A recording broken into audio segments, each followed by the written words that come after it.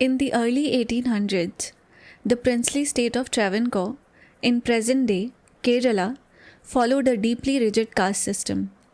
Every aspect of life, like what you wore, where you stand, where you can go, everything was decided by caste.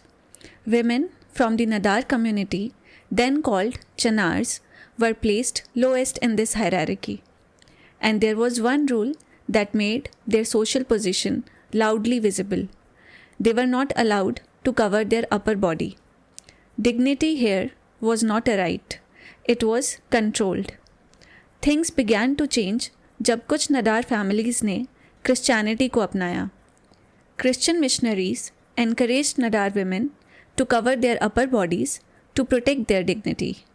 For the first time, नदार महिलाएं खुद को cover करके बाहर निकल रही थी. But the reaction was very violent.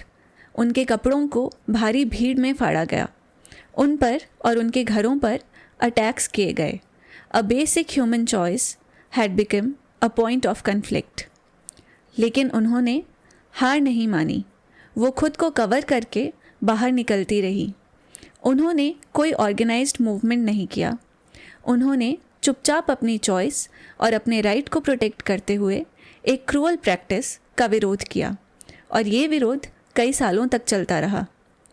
इस दौर से जुड़ी एक कहानी केरला में सुनने को मिलती है. ये कहानी एक नदार महिला की है जिनका नाम था नंगली. ऑरल अकाउंट्स के मुताबिक उन्होंने कास्ट बेस्ड टैक्स के खिलाफ प्रोटेस्ट किया. कहा जाता है कि she cut off her own breast as a protest against the breast tax.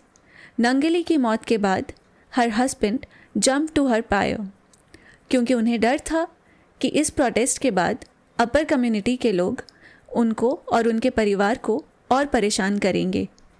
इस कहानी की सच्चाई पर कई राय हैं. कुछ इसे सिर्फ एक काल्पनिक कहानी बताते हैं और कुछ इसे सच में मानते हैं. पर सच्चाई जो भी हो, ये उस समय की क्रुएलिटी की गहराई को दिखाता है जो बेहद दर्दनाक थी. Finally, in 1859, the Travancore government issued a declaration. नदार महिलाओं को अपनी अपर बॉडी को कवर करने की इजाज़त दी गई, लेकिन उसकी भी कुछ शर्तें थी. But it marked a turning point. A basic right was finally recognized. ये था चन्नार रिवॉल्ट का किस्सा जो सिर्फ कपड़े पहनने की चॉइस पर नहीं था. ये लड़ाई अपनी डिग्निटी और पहचान को प्रोटेक्ट करने के लिए थी. It was about the courage to resist. Because sometimes the simplest rights take the greatest struggle. अगर आपको ये स्टोरी अच्छी लगी हो तो प्लीज़ चैनल को सब्सक्राइब करें और अगर आप किसी और रियल हीरो की कहानी सुनना चाहते हैं तो अपनी सजेशंस कमेंट्स में ज़रूर लिखें. Thank you.